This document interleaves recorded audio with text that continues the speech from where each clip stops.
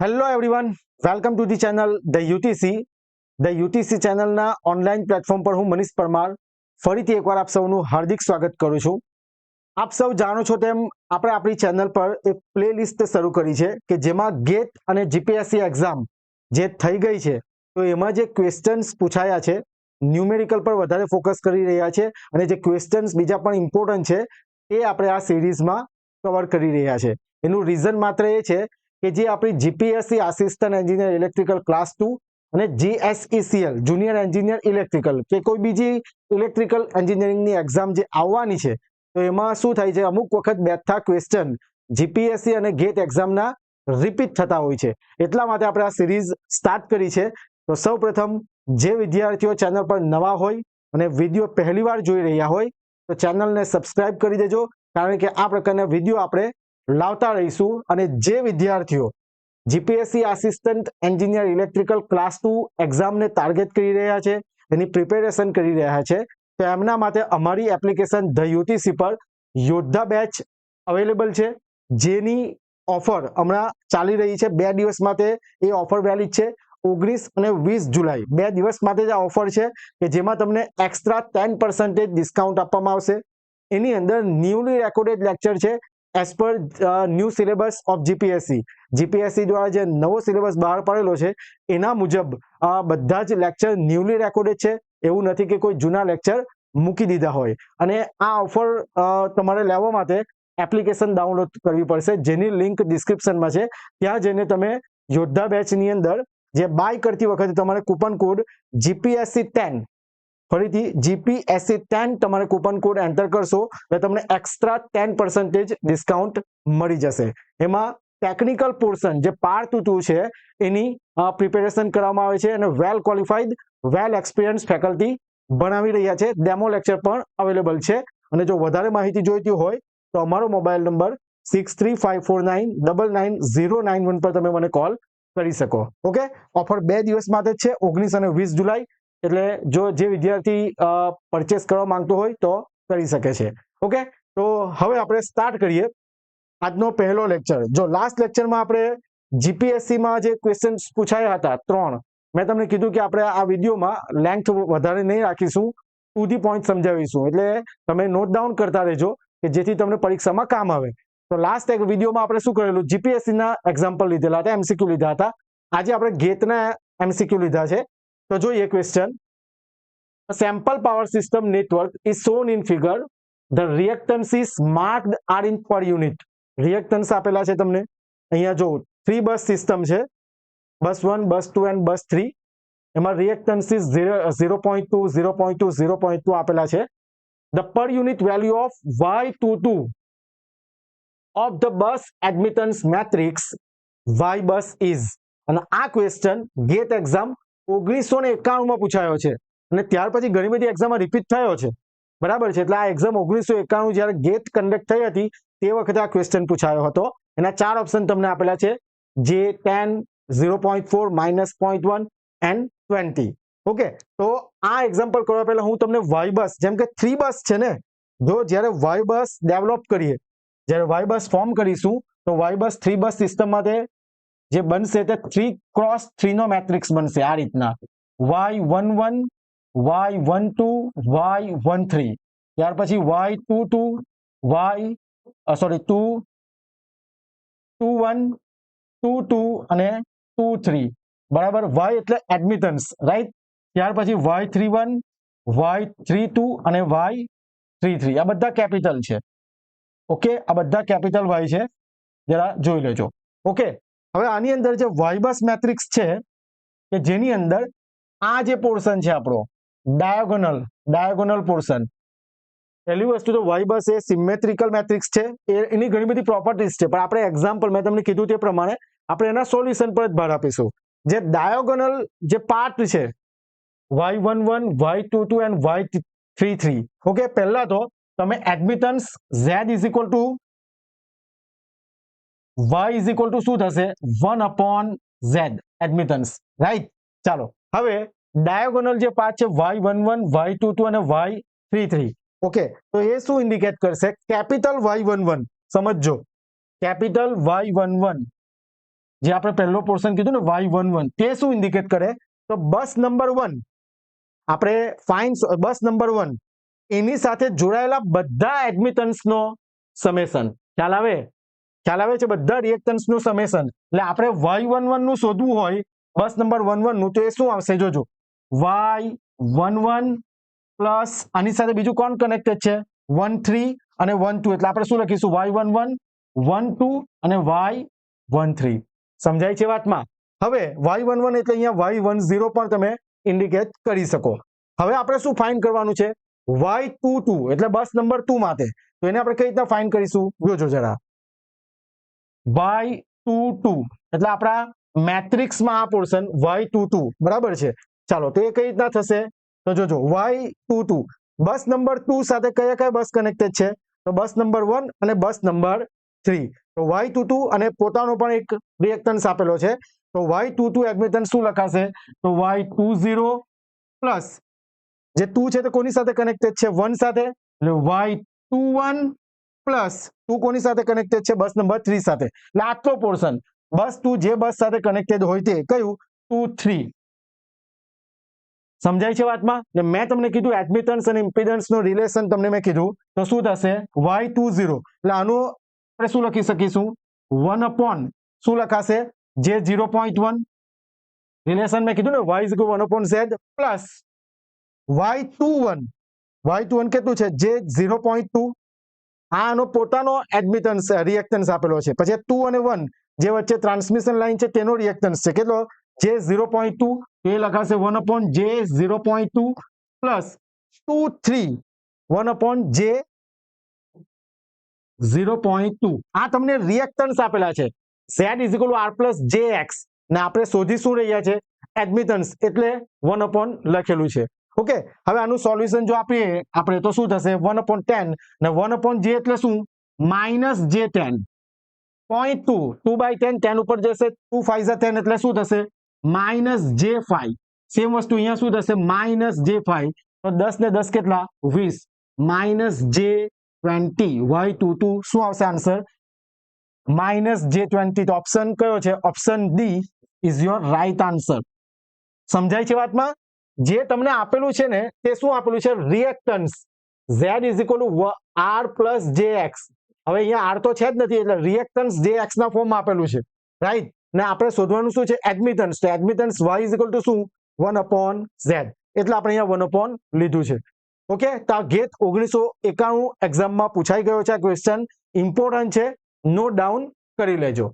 Okay next question પર જઈએ and 800 kilovolt transmission line હમણાં આપણે પાવર સિસ્ટમ કવર કરી રહ્યા છે એવું નથી કે ખાલી પાવર સિસ્ટમ જ કરીશું મશીન છે પાવર ઇલેક્ટ્રોનિક્સ જે મેઇન સબ્જેક્ટ છે જેનું વેટેજ વધારે છે આપણી એક્ઝામમાં તેના ક્વેશ્ચન આપણે કવર કરીશું આ સિરીઝમાં ઓકે તો વિડીયો જો તમને ગમે તો પ્લીઝ લાઈક કરી દેજો અને ચેનલને ખાસ સબસ્ક્રાઇબ કરજો કારણ કે આ પ્રકારના વિડીયો આવશે જ આપણી સિરીઝમાં હવે an 800 kilovolt transmission line has a maximum power transfer capacity P triple P नहीं आवश्यक P okay if it is operated at 400 kV with the series reactance unchanged reactance change करता नहीं the new maximum power transfer capacity approximately चार option આપેલા છે P 2P P/2 અને P/4 ના question કઈ એક્ઝામમાં પૂછાયો છે ગેટ 2005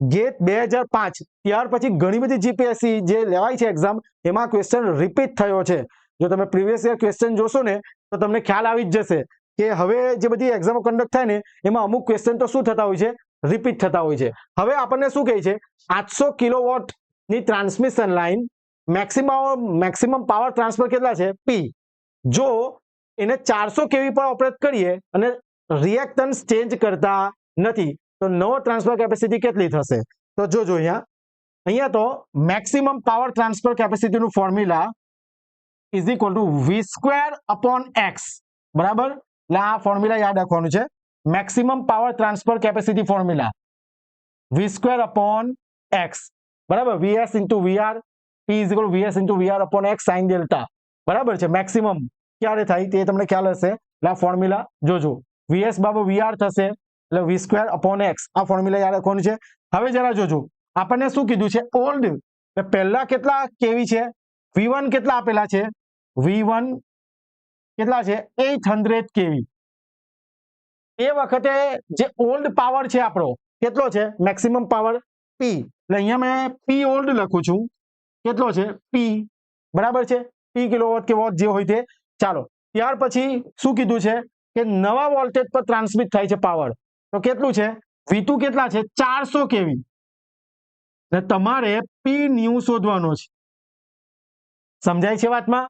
ચાલો હવે આના પરથી રિલેશન શું બને, તો આપણે P is directly proportional two V square. ખ્યાલ આવે છે બધાને? ચાલો તો અહીંયા આપણે જોઈએ, જોજો P directly proportional two V square એટલે આપણે પહેલા ઓલ્ડ ની વાત કરીએ તો P ઓલ્ડ બરાબર P old upon P new is equal two શું થશે V1 upon V2 whole square. ખ્યાલ આવે છે બધાને? આપણે P ન્યુ શોધવાનું છે ને.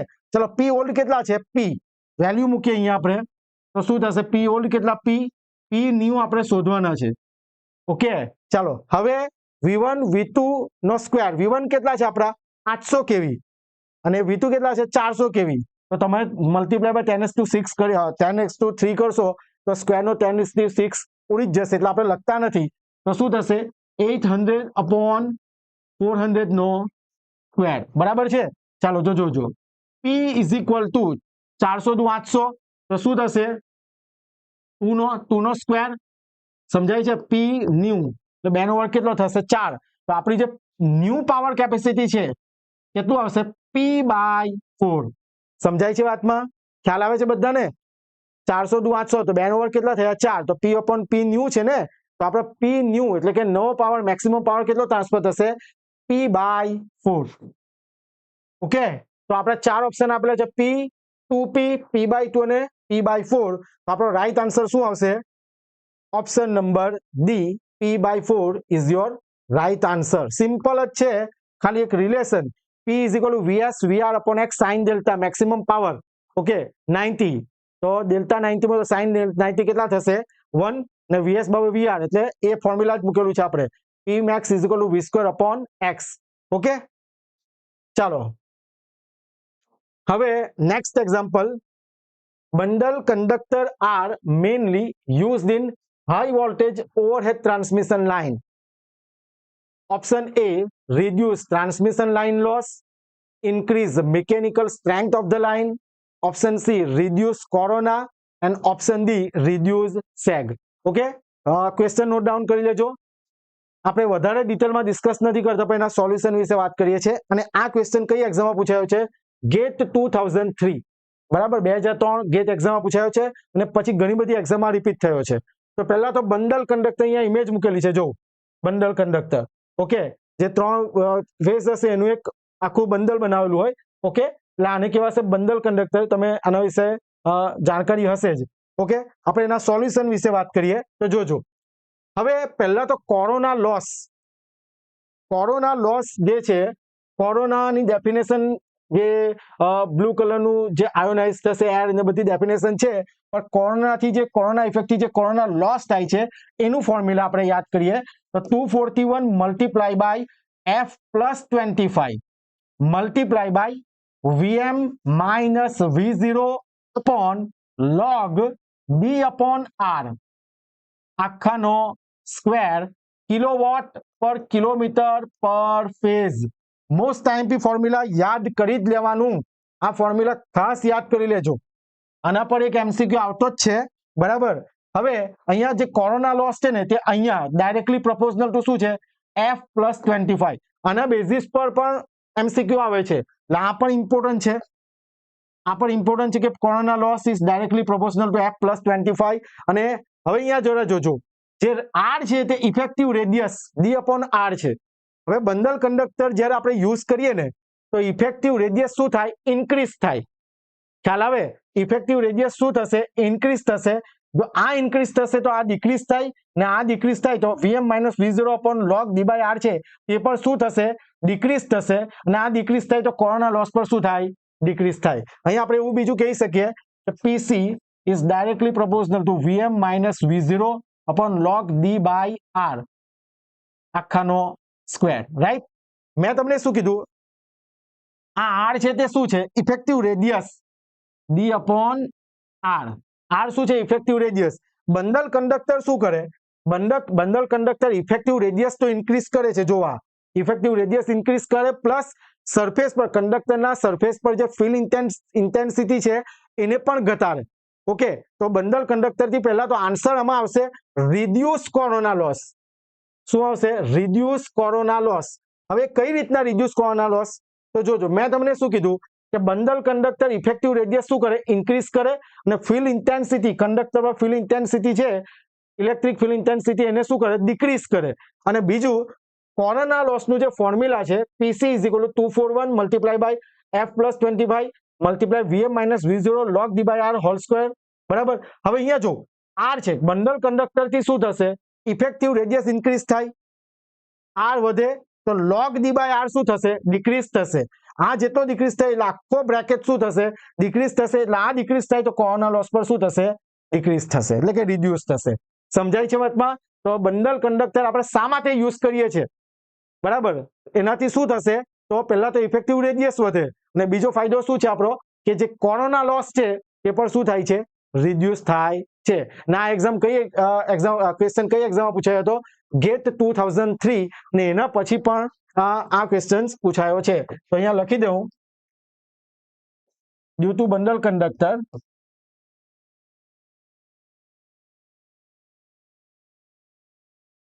effective radius decrease and electric field intensity at conductor reduce.